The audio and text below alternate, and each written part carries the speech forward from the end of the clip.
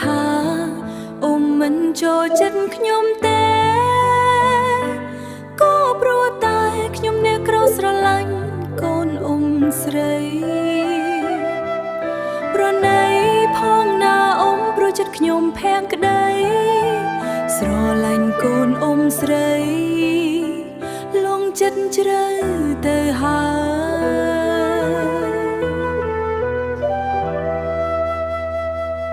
អង្វរអ៊ំសូមអ៊ំកុំបំបែកស្នេហ៍គ្មាននាងក្បែរខ្ញុំប្រកាសជាឈឺគ្មានពេលស្បើយ